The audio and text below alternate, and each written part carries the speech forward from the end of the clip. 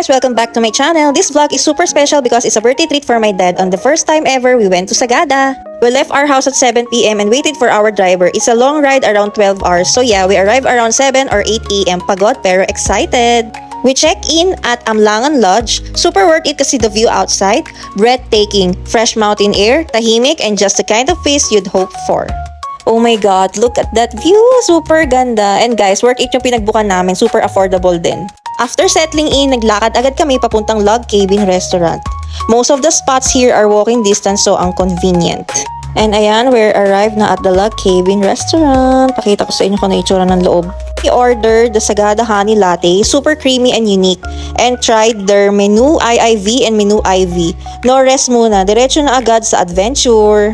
We visited St. Mary's Episcopal Church and yes, walking distance lang sa the Login Cabin, and we met Tita Joanne who ended up being our tour guide sa Eco Valley and Hanging Coffins.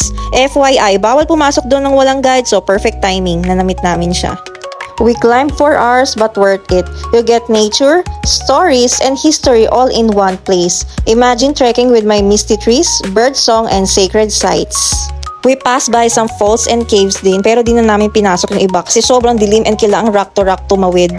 After that, nag-coffee break kami sa The Coffee Farm. Yes, may kapihan sa bundok. Grabe, it's such a vibe. Parang movie scene na literal coffee with a view. Grabe ang endurance ng mga tao dito. Imagine, hindi naman sila sa bundok natutulog. Mababa din sila para umuwi. Iced coffee for the win kasi super init. Meron din pala silang tok-tok dito yung parang sa Thailand. Dadaan muna kami sa Sagada Weaving bago bumalik sa lodge. Namili din kami ng mga ibang souvenirs dito. Please support our locals. For dinner, we went to Sagada Brew. Rice na rice kahit late na. Then, we tried their dessert sa the famous Lemon Pie House. Classic, a must try. Day 2, gumising kami ng 4 a.m. Yes, early birds kami this time para umakyat sa Marlboro Hills and see the Sea of Clouds. Super lamig pero ang ganda. Ang saya rin kasi ang daming ibang travelers na kasama. Magical moment talaga. Mapapakanta ka na lang sa ganda ng view ng "Wag muna tayong umuwi." Char. Oh, ayan, picture ng mga sumakses. After that, lakad ulit ng ilang oras to reach Blue Lagoon. Along the way, may mga wild fruits kaming nakita. What an experience!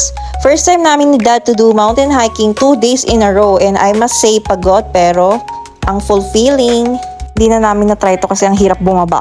Ayan, meron na naman kainan sa bundok and syempre food trip mode na naman. Wow! So we've reached na the Blue Lagoon. Parang kami nasa Switzerland and mga snow. Worth it ang aming hike ng ilang hours. Third day, breakfast at Sagada Bistro.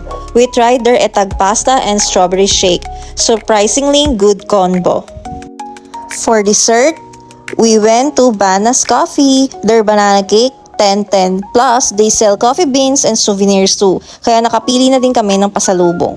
And may dinaanan nga din pala kaming pasalubungan store dito malapit din sa Kapian and pumili na rin kami for our friends. Then we check out the Honesty Base Piitik Wine Bar. I bought rice wine kasi sobrang nagustuhan ko lasa niya.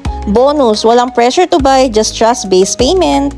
Pwede din kayo uminom outside if trip nyo ng mga friends nyo. Before leaving, we had lunch at Gaia Cafe. Ang ganda ng view and vegan food options. They even have books and souvenirs. I also love their food. Super sarap and worth it. Plus, super ganda pa ng view. Last stop, the Ross and Woods for coffee. Chill vibes para nagkakape lang sa bahay na may bundok sa bintana. As a coffee lover, hindi talaga kaya ng walang coffee after meal. And that's it for our Sagada adventure. Hope you enjoyed the vlog. Don't forget to like, comment, and subscribe. See you on our next trip. Mwah!